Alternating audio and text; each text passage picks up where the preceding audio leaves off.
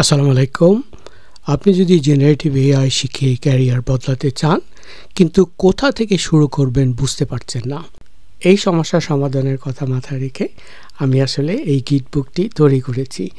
ইংরেজি রিসোর্স বুঝতে সমস্যা হয়, বাংলায়ও যা পাচ্ছেন তা পৃষ্ঠতলের তথ্য, গভীরতা নেই।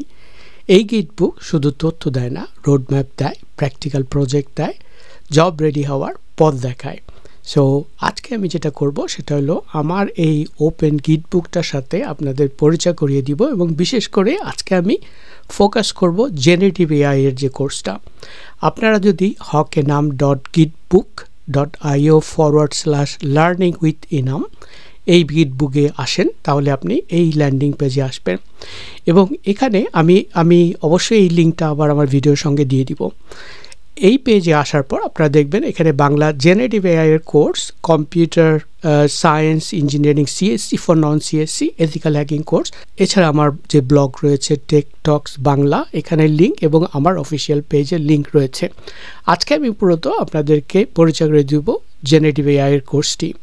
এখন জেনারেটিভ এআই এর এই কোর্সটিতে আমি মূলত সব কিছু সমন্বয় করেছি, যেখানে আমি শিখিয়েছি ফাউন্ডেশন থেকে শুরু করে একেবারে বিজনেস অ্যাপ্লিকেশন পর্যন্ত, এবং আমি আজকে আপনাদেরকে নাভিগেট করে দেখাবো এবং আপনারা সহজেই এইগুলো সরল বাংলায় লেখা আছে, যেখান থেকে আপনারা এই সম্বন্ধে হিতাহিত জ্ঞান নিতে পারেন। এখন জেনারেটিভ এআই কোর্সে যদি আপনি এখানে ক্লিক করেন তাহলে আপনি দেখবেন যে আমি প্রথমেই শুরু করেছি কম্পিউটার বিজ্ঞান থেকে কিভাবে এই যে কম্পিউটার সায়েন্স থেকে আমরা ডেটা প্রসেসিংয়ের সমস্যার সমাধান, প্রোগ্রামিংয়ের ভাষা, এগুলো থেকে আমরা কিভাবে আজকের এই জেনারেটিভ এআইতে এসে পৌঁছেছি। এখানে আপনারা যদি কম্পিউটার সায়েন্স সম্বন্ধে আপনার কোনো জ্ঞানই না থাকে তাহলে আপনারা computer science engineering for non CSC স্টুডেন্টদের এই কোর্সটা আগে করে নিতে পারেন। আপনারা যারা আমার ইউটিউব চ্যানেলের সদস্য তারা অবশ্যই জানেন যে এই কোর্সের বিস্তারিত ভিডিওগুলো সেখানে রয়েছে। এখানে আপনারা সব ইউনিটগুলো পাবেন, কম্পিউটার সায়েন্স ফান্ডামেন্টালস, ডেটা এবং বিশ্লেষণ, সফটওয়্যার ইঞ্জিনিয়ারিং, অ্যালগরিদম, প্রোগ্রামিং।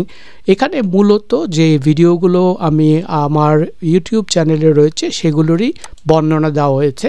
মূলত আপনি যখন দেখবেন এখানে সব ভিডিওগুলো একটির পর একটি ভিডিও আসবে, এবং ভিডিওর মূল যে বিষয়বস্তুগুলো আমি শিখেছি এগুলোর হিতাহিত বর্ণনা লিখিত আকারে এখানে দেয়া আছে। এনিওয়ে আমি ফিরে যাচ্ছি আসল জায়গায়, যেখানে আমরা যেটা নিয়ে আসলে আজকের ভিডিও। এখন এখানে আপনি যদি দেখেন যে এই কোর্সটাতে মূলত আমি কয়েকটি অংশে ভাগ করেছি। প্রথম অংশে আগে একটু বলেছিলাম ফাউন্ডেশন, দ্বিতীয় অংশে প্রম্পট ইঞ্জিনিয়ারিং, শূন্য shot prompting, few shot prompting, chain of thought, reasoning, এগুলো সব কিছু নিয়ে আলোচনা করেছি। আপনারা হয়তো ইতিমধ্যে দেখেছেন যে আমার যে বাংলায় প্রম্পট ইঞ্জিনিয়ারিংয়ে যে বইটি রয়েছে এই বইটির অলরেডি প্রি অর্ডার শুরু হয়েছে। প্রি অর্ডারে আপনি অলমোস্ট হাফ প্রাইসে পাচ্ছেন, 40% লেসে পাচ্ছেন, এবং প্রি অর্ডার দেওয়ার ব্যাপারে এবং যে প্রি অর্ডার দেওয়ার লিঙ্ক এগুলো আমার ফেসবুক পেজে এবং আমার যে ইউটিউব চ্যানেল আছে সেখানে দিয়ে দিয়েছি। এখানে আপনারা যে প্রম্পটের উদাহরণগুলো পাবেন, এছাড়া আমি টেকনিকগুলো শিখিয়েছি, যে টেকনিকগুলো আপনাদের জানা খুবই জরুরি।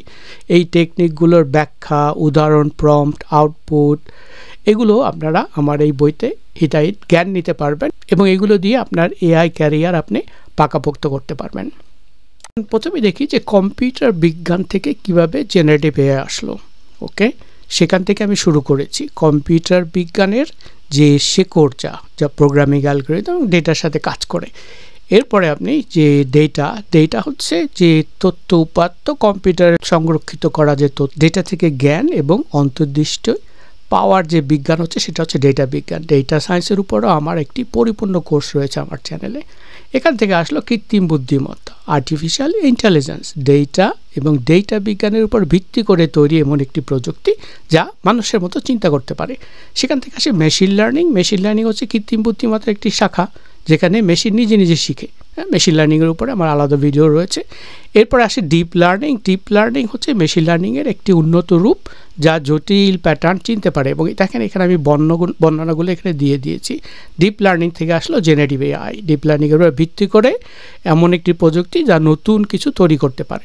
এখন এগুলোর বিস্তারিত বর্ণনা এখানে পাবেন। ডেটা বিজ্ঞানের, ডেটা সায়েন্সের উপরে যে আমার কোর্সটা রয়েছে ইউটিউব চ্যানেলে, এখান থেকে সরাসরি আপনি যেতে পারবেন। এখানে আপনি দেখতে পাচ্ছেন ডেটা কীভাবে সংজ্ঞায়িত করবেন, এর মধ্যে তথ্য। ডেটা হলো যে কোনো তথ্য বা কম্পিউটার সংরক্ষণ করে, আমি যেটা আগে বললাম। ডেটা বিজ্ঞান হলো ডেটা থেকে জ্ঞান উত্তোলনের বিজ্ঞান, এবং এরপরে ডেটা বিজ্ঞান থেকে কৃত্রিম বুদ্ধিমত্তা, এআই, মেশিন লার্নিং থেকে ডিপ লার্নিং থেকে জেনারেটিভ এআই আসলো। এখানে আপনারা দেখতে পাচ্ছেন জেনারেটিভ এআই মডেলে ছবি তৈরি, গান তৈরি করা, আপনারা চ্যাট জিপিটি ব্যবহার করে অনেক কিছু করতে পারছেন, এবং এগুলো সব কিছু মিলে একটি একত্রিত পরিবার। আপনার যখন প্রাথমিক জ্ঞানটা হয়ে যাবে কম্পিউটার বিজ্ঞানে, তারপর আপনি জেনারেটিভ এআই এর কোর্সে চলে যাবেন। এখন কোর্সের কাঠামো আমি যেটা আগে বললাম, প্রাথমিক ধারণা, জেনারেটিভ এআই এর প্রযুক্তি, অ্যাডভান্স টপিক কিছু থাকবে, এবং বিষায়িত এবং ভবিষ্যতের ব্যাপারে, ভবিষ্যতে কোথায় যাচ্ছে এআই, এগুলো নিয়ে আপনি বিস্তারিত জ্ঞান এখানে পাবেন। প্রাথমিক ধারণা, বেসিক টপিকস, জেনারেটিভ এআই এর প্রযুক্তি, অ্যাডভান্স টপিক, কৌশল। এরপরে আপনি মাল্টিমোডাল, হিউম্যান এআই এর যে কোঅর্ডিনেশন, কোঅপারেশন, এগুলো সম্বন্ধে আমি এখানে বিস্তারিত লিখেছি, এবং সহজ সরল ভাষায় জেনারেটিভ এআই এর প্রয়োগ নিয়ে গভীর আলোচনা, বাস্তব উদাহরণ, কেস স্টাডি, এবং শিক্ষার্থীদের হাতে কলমে করা কিছু টুল এবং প্রজেক্ট ডিজাইনের গাইড আমি দিয়েছি। কোর্সটা কাদের জন্য, এখানে বিশেষ করে আপনি দেখবেন যে আমি যে কোর্সটা করেছি এটা যে কেউ করতে পারবে। ওকে, স্টুডেন্টরা, যদি আপনি ইউনিভার্সিটিতে পড়ছেন, সিএসসি বা নন সিএসসি যাই হোক, প্রথম টেক জব পেতে চান, AI engineer, data scientist, prompt engineer, এসব পজিশনের জন্য প্রস্তুতি নিতে চান, তারা এই বইটি এই বই থেকে অনেক সহযোগিতা পাবেন। এছাড়া রয়েছে ফ্রিল্যান্সাররা, আপওয়ার্ক, ফাইবার কাজ করছেন কিংবা কাজ করতে চান, prompt engineering, content generation, chatbot development, এই সমস্ত সার্ভিসে যারা মাসে 50,000 উপরে টাকা আয় করতে চান। এছাড়া ধরেন আপনি এন্টারপ্রেনার যারা রয়েছেন, যাদের ব্যবসা আছে কিংবা ব্যবসা করতে চান, ছোট বা মাঝারি, এআই দিয়ে বিজনেস স্কেল করতে চান, তাদের জন্য আমি রিকমেন্ড করব আমার এই সাইটটির এই গিড বুকটা পড়ার জন্য এবং এর থেকে জ্ঞান নেওয়ার জন্য। এছাড়া আপনি যদি কোনো এক্সিস্টিং টেক প্রফেশনাল হন, যদি আপনি developer, data scientist, product manager upskill করতে চান, আপনার জন্য এটা খুবই বেনিফিশিয়াল হবে। এখন নাভিগেশন, আপনি এখান থেকে নাভিগেশন করতে পারেন, বা দিক থেকে আপনি টপিকগুলো দেখতে পারেন, সেভাবে আপনি জাম্প করতে পারেন, এবং সাব টপিকগুলো আপনি ডান দিকেও এখানে দেখতে পাচ্ছেন। এখন কৃত্রিম বুদ্ধিমত্তা, প্রথমে আমরা কৃত্রিম বুদ্ধিমত্তা, আর্টিফিশিয়াল ইন্টেলিজেন্স সম্বন্ধে বলেছি। আর্টিফিশিয়াল ইন্টেলিজেন্স কম্পিউটার বিজ্ঞানের একটি শাখা, যা কম্পিউটারকে মানুষের মতো চিন্তা, উপলব্ধি এবং যুক্তি দিতে শেখায়। ওকে, এখানে আপনি সরাসরি এই সম্পর্কিত কোনো ভিডিও যদি থাকে আমার চ্যানেলে, সেগুলো এখান থেকে আপনি সরাসরি দেখতে পারবেন। কৃত্রিম বুদ্ধিমত্তা এবং মানুষের বুদ্ধির প্রতিচ্ছবি, just to make you understand the differences. AI এর মূল উপাদানগুলো কি, মানুষের বুদ্ধিমত্তার বিভিন্ন দিকগুলো যেগুলো এআই অনুকরণ করতে পারে, এগুলো কি কি।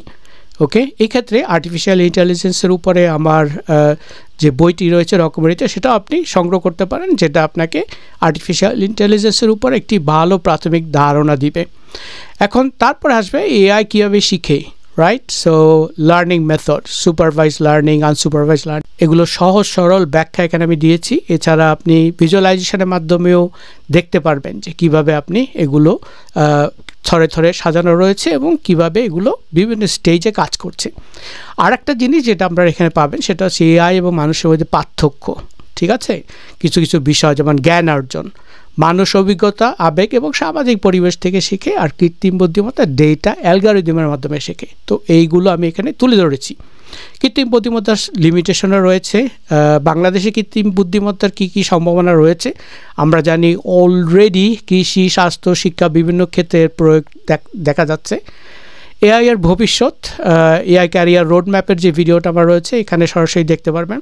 এছাড়া কৃত্রিম বুদ্ধিমত্তার বিভিন্ন ধরনসমূহ, narrow AI, AGI, super AI, এগুলোর বিস্তারিত বর্ণনা আপনি এখানে পাবেন, এবং পার্থক্যগুলো আমি একটি টেবিলের মাধ্যমে তুলে ধরেছি। স্লোলি আপনি মেশিন লার্নিংয়ে যাবেন। মেশিন লার্নিংয়ের উদাহরণগুলো এখানে রয়েছে। মেশিন লার্নিংয়ের মডেলের কার্যকারিতা বৃদ্ধির উপায়, মেশিন লার্নিংয়ের কিছু উদাহরণ, এইভাবে আপনি সরাসরি এখানে কিছু ভিডিও আছে আমার মেশিন লার্নিংয়ের উপরে, সেটাও দেখতে পারবেন। Deep learning, obviously machine learning থেকে আপনার ডিপ লার্নিংয়ে আসলাম।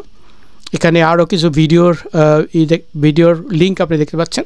ডিপ লার্নিংয়ের মধ্যে বৈষম্যমূলক মডেল, জেনারেটিভ মডেল, এছাড়া ডিপ লার্নিংয়ের গভীরতা, ব্যবহারিক প্রয়োগ, এগুলো রয়েছে এখানে, যেমন ডেটা প্রসেসিং, মডেল ট্রেনিং।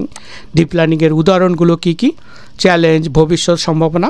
এরপরে নিউরাল নেটওয়ার্ক, কৃত্রিম বুদ্ধিমত্তার যেটা ভিত্তি, ওকে, এটা কীভাবে কাজ করে, যে কী ধরনের লেয়ারগুলো রয়েছে, input layer, hidden layer, output layer, neural নেটওয়ার্কের প্রকারভেদ। এরপর জেনারেটিভ এআই আসলো। ওকে, তো আমরা এখানে দেখতে পাচ্ছি যে কম্পিউটার সায়েন্স, এআই এর প্রকারভেদ, সেখান থেকে কীভাবে সোশ্যাল ইন্টেলিজেন্স থেকে যে আমরা ন্যাচারাল ল্যাঙ্গুয়েজ প্রসেসিং দেখতে পাচ্ছি, এখান থেকে বিভিন্ন ধরনের ট্রান্সফর্মার, জিপিটি, বার্ট, এগুলো রয়েছে।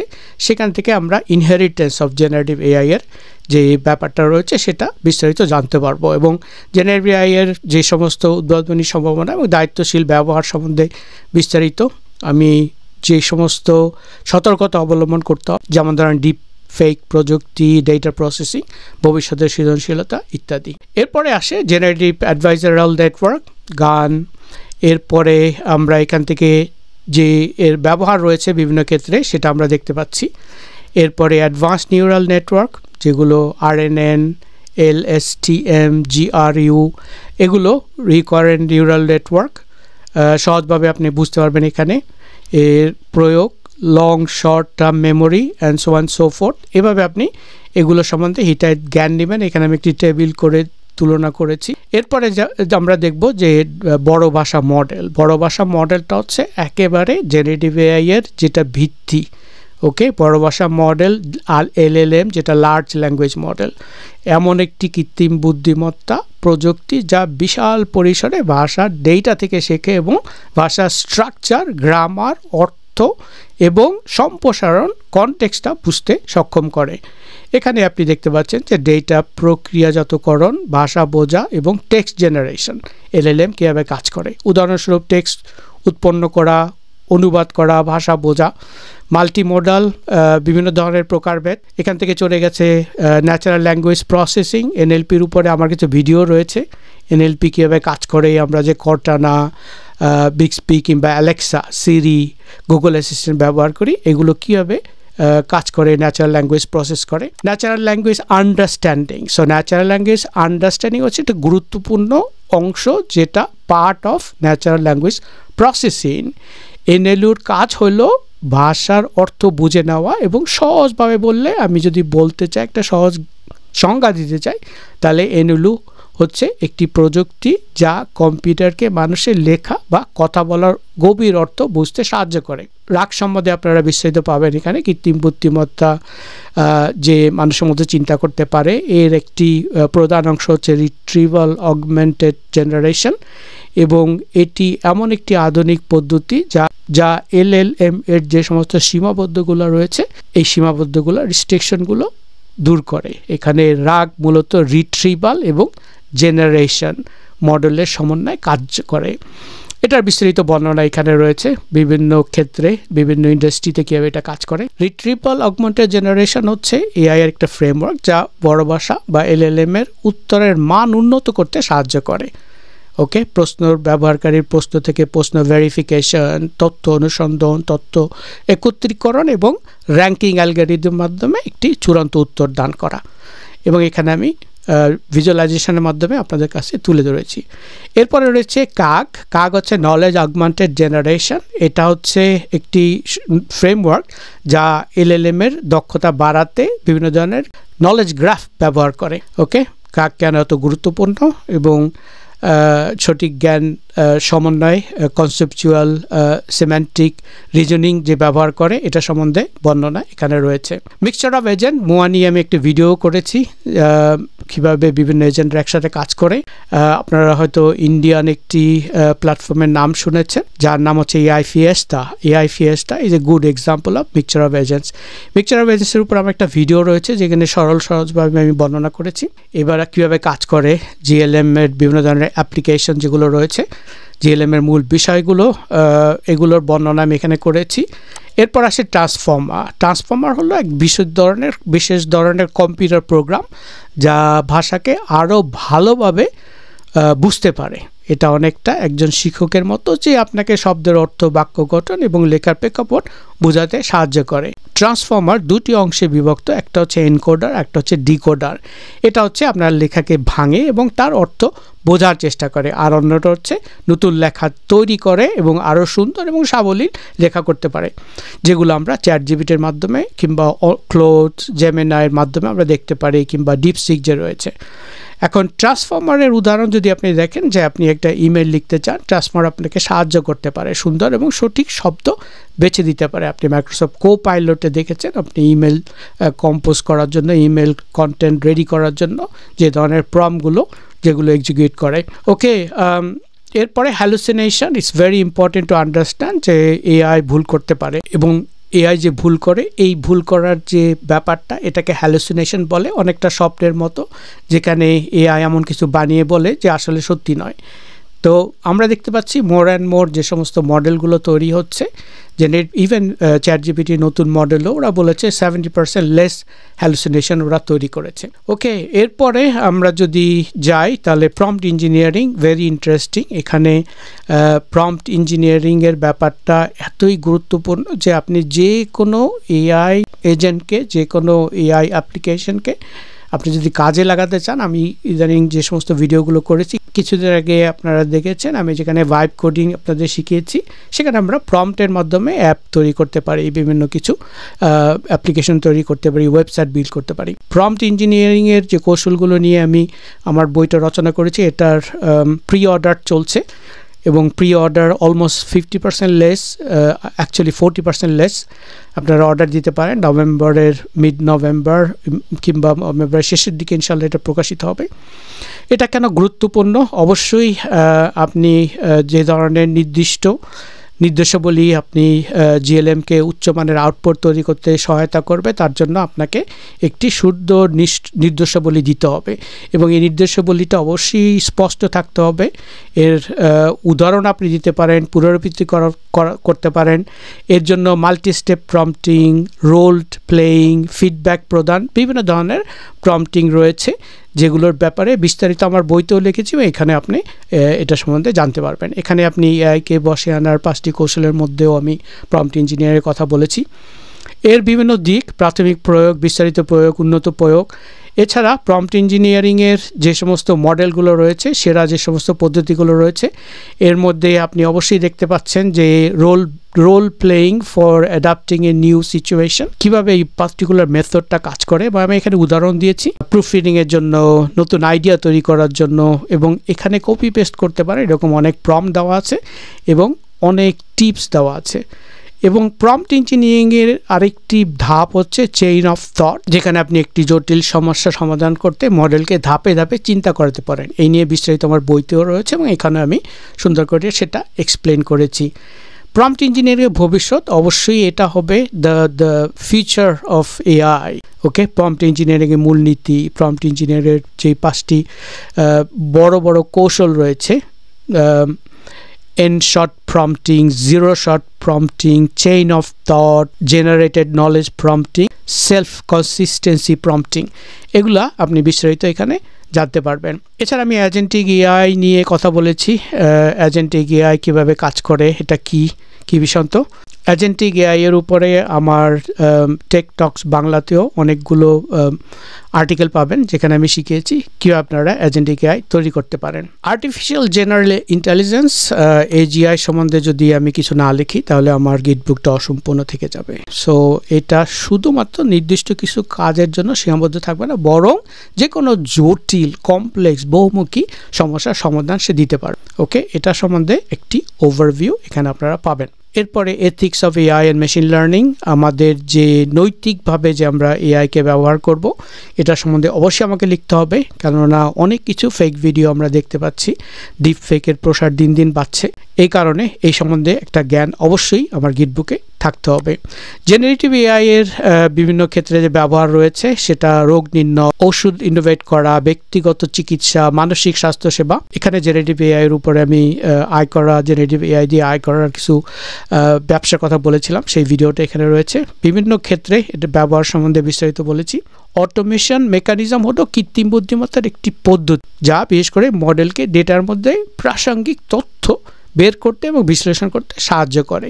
এটা ধরেন ডেটা সায়েন্সের ক্ষেত্রে আমরা বিশেষ প্রয়োগ দেখব, এটা কীভাবে কাজ করে। এর উদাহরণ সেলফ অ্যাটেনশন এর ভূমিকা, অ্যাটেনশন এবং মেকানিজমের প্রভাব, এআই মডেল। ফাইন টিউনিং এবং ট্রান্সফর্মার হলো এমন একটি পদ্ধতি যা বিদ্যমান মডেলকে একটি নির্দিষ্ট কাজের জন্য দ্রুত এবং কার্যকর ব্যবহারযোগ্য করে তোলে। কাস্টম মডেল তৈরির পদ্ধতি এবং বিস্তারিত এখানে বর্ণনা করেছি। এবং এখানে মাল্টিমোডাল জেনারেটিভ এআই হলো এমন একটি এআই যা একাধিক ধরনের ডেটা যেমন টেক্সট, ছবি, অডিও, ভিডিও একত্রে বিশ্লেষণ করতে সক্ষম।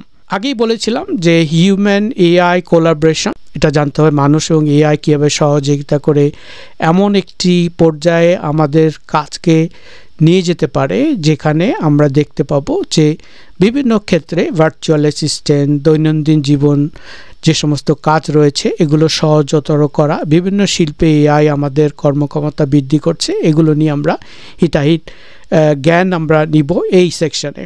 এরপর রয়েছে কিছু কেস স্টাডির মধ্যে বিভিন্ন ধরনের জেনারেটিভ এআই কীভাবে শিল্প, সঙ্গীত, পাঠ্য তৈরিতে সাহায্য করছে।